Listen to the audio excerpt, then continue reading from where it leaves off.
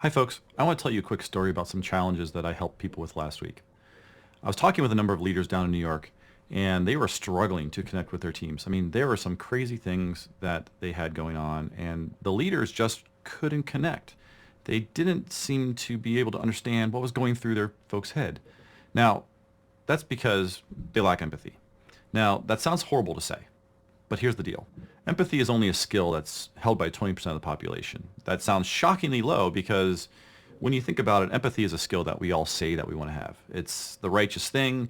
It's the belief that, we do good unto others as we want to have them do unto us. We believe that we are always caring and giving. But the reality is that it's not a core behavior of most of us.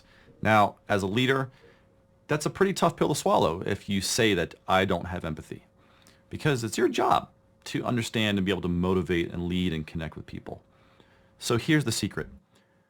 Even if you don't feel like you have empathy, you can develop a means to have empathy.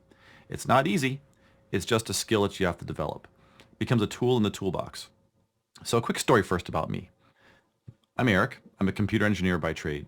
I have grown up around my entire life about computers and systems and hard drives and other very geeky sort of things. To me, everything in life is a process.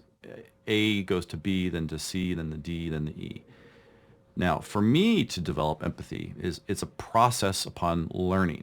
So I know where I want to go. I want to be able to say that I have empathy and I understand and I can truly relate to the person. But for me, I have to ask a series of questions. And there's a key one that I always get to. I'll tell you what that is here in a second.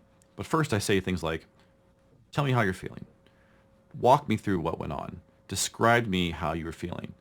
And for me, the key that gets me really in the right mode is I then say, tell me what you were thinking. Because for me, I'm a very thinking guy. I'm inward focused. I live in my head all the time.